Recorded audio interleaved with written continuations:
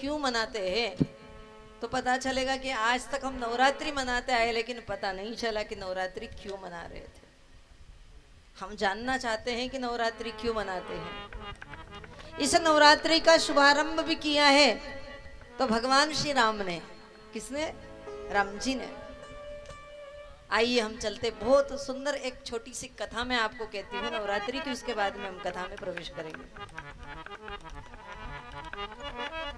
राम रावण जब युद्ध हो रहा था उस समय, हाँ, विभीषण भगवान श्री राम के पास में आए, राम जी को देखा।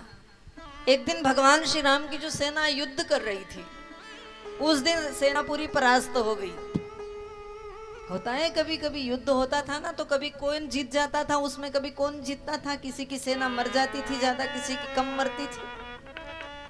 उस दिन देखा विभीषण ने, बड़े चिंतित हुए।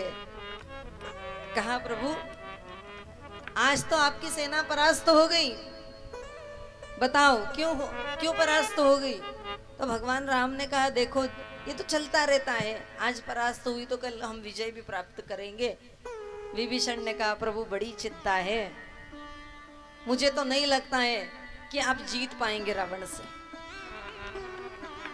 आप रावण से जीत पाएंगे मुझे पता नहीं है, और मुझे लगता भी नहीं कि आप जीत पाएंगे। क्यों नहीं जीतूंगा? बोले बात ये है कि वो रावण तो रथ पर सवार होकर के आता है, लेकिन आप बिना रथ के हैं प्रभु। बताओ जिसका इतना ऐश्वर्य हो, जिसकी इतनी शक्ति हो, उसके सामने भला एक तपस्वी, एक वनवासी कैसे जीत पाएगा? और आज तो आपकी सेना परास्त भी हो गई है। राम जी मुस्कुराते हुए देख रहे हैं। राम जी को याद आ गई वो बात। हनुमान जी जब माता जानकी जी की सुध लेने के लिए गए थे तो राम जी मुस्कुरा रहे हैं कि रावण एक ऐसा व्यक्ति है जो खुद ही अपनी लंका जला लेता है, खुद ही अपना घर जला लेता है। राम जी को बात याद आई और हंसी भी आ गई। राम जी कहते हनुमान जी गए लंका में और रावण ने हनुमान जी महाराज की पूंछ पर कपड़े लिपटाने के लिए बोला कि कपड़े लपेट दीजिए। अच्छा पूंछ किसकी थी? बोले पूंछ हनुमान जी की। तेल किसका? तेल की को लगे तो हनुमान जी को। कपड़ा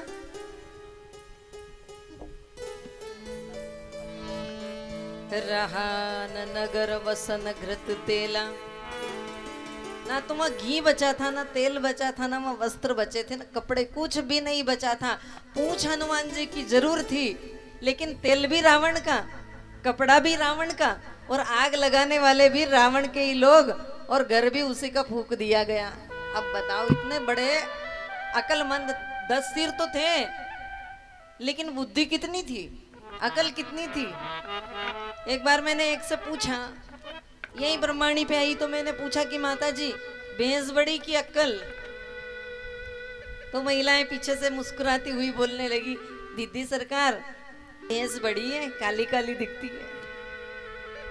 अरे पागल, भैंस तो तब लाएगी जब अक्ल होगी, अकल नहीं होगी तो भैंस भी नहीं ला पाएंगे ना। रावण के 10 सिर हैं, लेकिन उसका मतलब क्या है? 10 सिर हैं लेकिन उसने अपना घर जलवा दिया, खुद नहीं। बंदर की, केवल एक बंदर की पूंछ जलाने के चक्कर में अपना घर। और ऐसे रावण बहुत सारे हैं। अपने यहाँ तो नहीं है, वैसे अपने यहाँ नहीं है, वो तो दूसरी जगह है ना, दिल्ली वाले। तो प्रभु श्री राम को याद आ गई बात। राम जी मुस्कुराने लगे, राम जी हंसने लगे। क्या दिव्य चरित्र है, कितना सुंदर पावन चरित्र है। राम जी की कथा है, राम जी की नवमी आने वाली है, और राम जी ने ही शुभारंभ किया था इस नवरात्रि का। कैसे किया था? वही विभीषण कहता है कि प्रभु मुझे तो नहीं लगता है कि आप रावण से जीत पाएंगे। रावण की एक बात और याद आई मुझे। एक ने मुझसे कहा कि दीदी सरकार आप कथा में कहती हो कि रावण का 10 सिर था, 10, तो बताओ सो तो कैसे तो?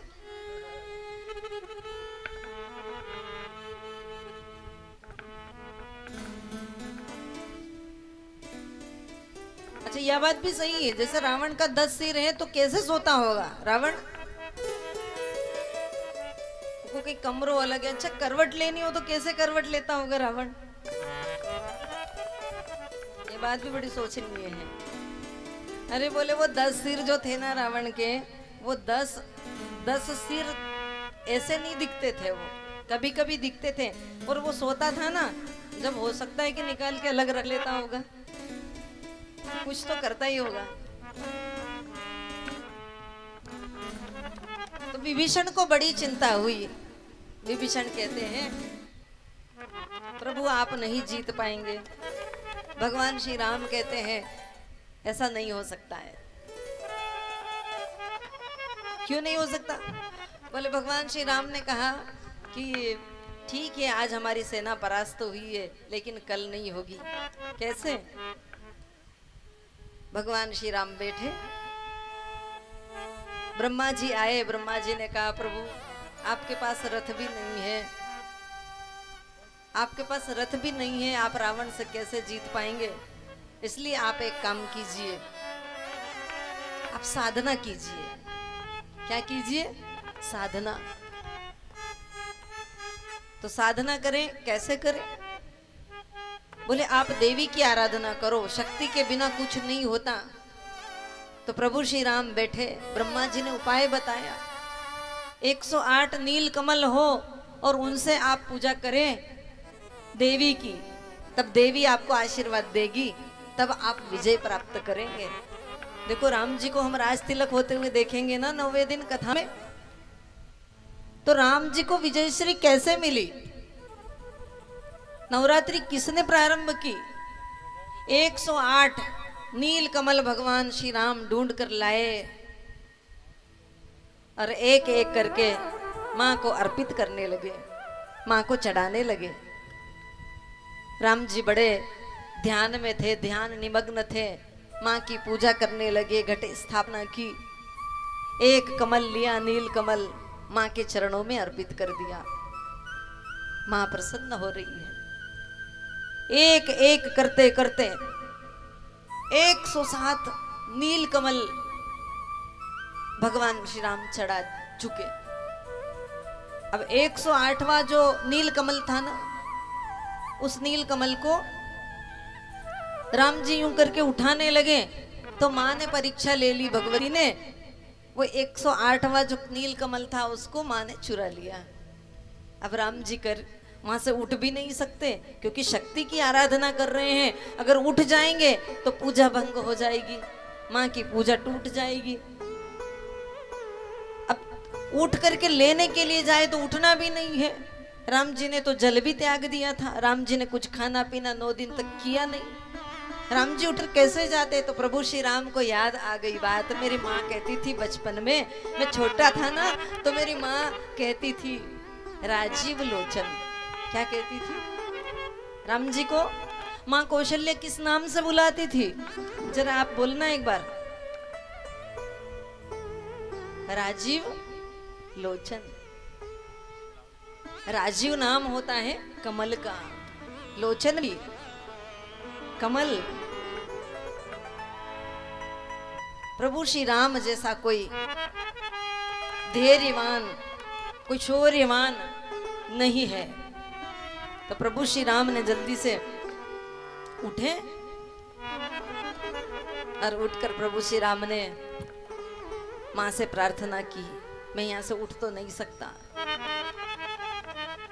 पुनः अपने आसन पर बैठ गए और धनुष बाण साथ में ही रखते थे राम जी। राम जी ने विचार किया, मेरे पास तो एक राजीव लोचन है, मेरे पास तो एक कमल है, वो कमल में चढ़ा देता हूं। प्रभु श्री राम ने अपना तीर लिया और तीर से अपनी आंख निकालने लगे। और आंख जैसे ही निकालने लगे थे ना राम जी, मां भगवती प्रकट हो गई और भगवान श्री राम का हाथ पकड़ लिया, आशीष दिया विजय श्री का। साधन के ऊपर जो साधना होती है वो भारी रहती है।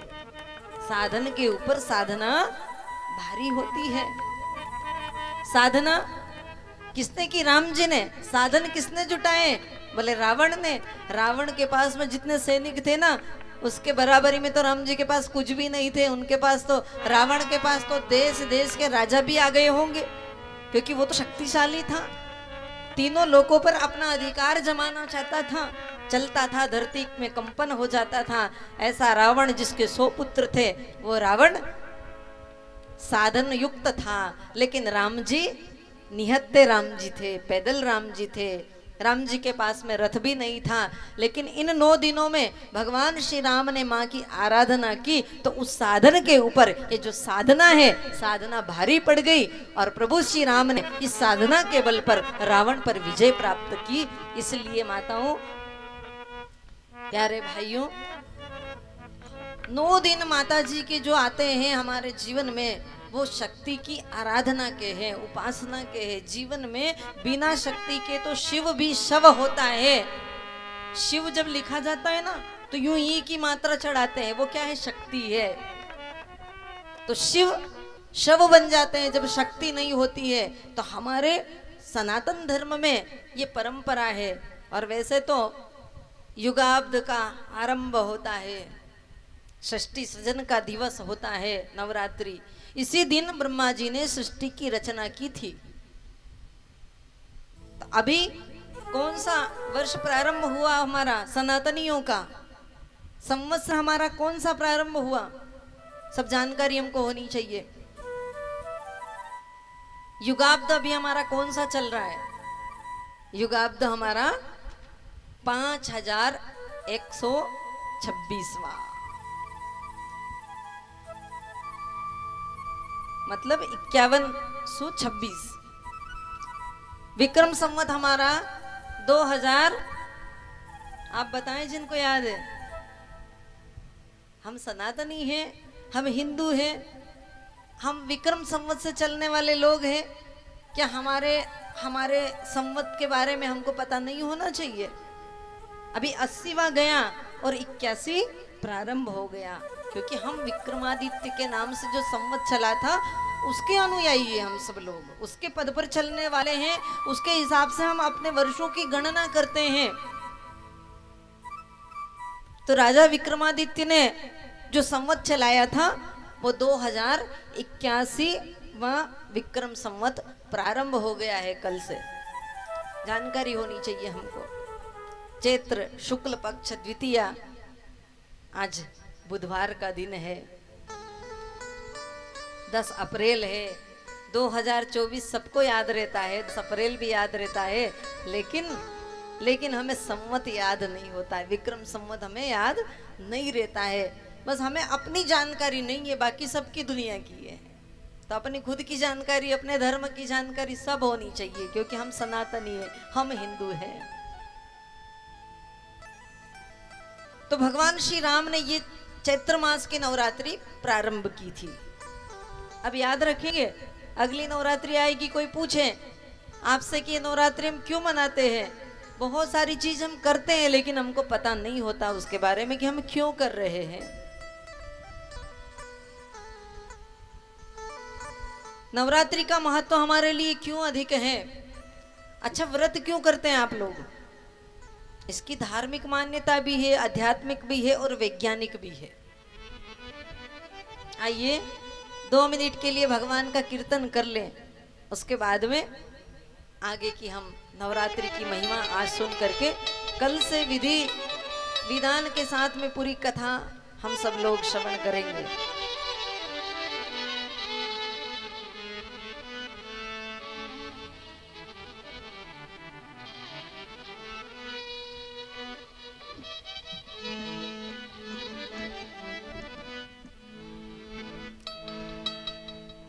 हम करते प्रणाम,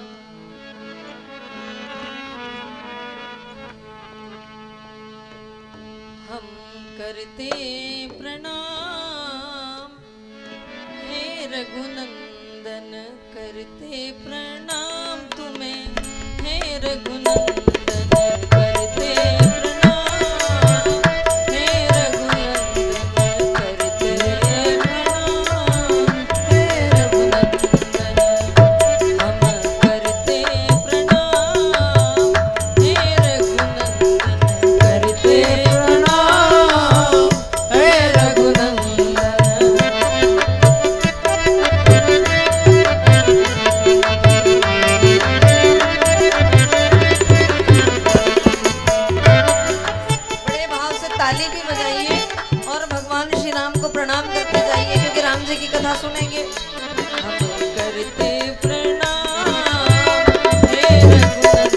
हम करते प्रणाम हे रघुनंदन। हे रघुनंदन भक्तों के जीवन, हे रघुनंदन भक्तों के जीवन, हे रघुनंदन भक्तों के जीवन, हे रघुनंदन भक्तों के जीवन। हम करते प्रणाम तुम्हें, हे रघुनंदन करते प्रणाम। हे रघुनंदन।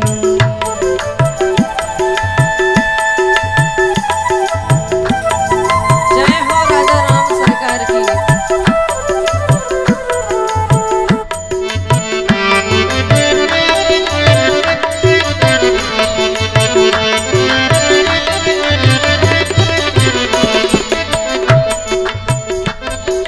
सुख में रहूं या दुख में रहूं मैं, सुख में रहूं या दुख में रहूं मैं, नाम रहे तेरा ही मुख में, नाम रहे तेरा ही मुख में। नाम रहे मरते दम तक किसका नाम हो। हमारी पहचान किससे है? राम से। जो नहीं पहचाने वो बोले राम राम साहब, क्या बोलते हैं? बस पहचान हो गई। सुख में रहूं या दुख में रहूं मैं, सुख में रहूं या दुख में रहूं मैं, नाम रहे तेरा ही मुख में, नाम रहे तेरा ही मुख में। हम ले ले के नाम, हे रघुनंदन ले ले के नाम हे रघुनंदन, ले ले के नाम, हे रघुनंदन ले ले ले के नाम हे रघुनंदन। आवाज पहुंच रही है अब तक? सही 60 एकदम एक एक शब्द आई नहीं पहुंची रही है। हम करते प्रणाम, हे रघुनंदन करते प्रणाम हे रघुनंदन।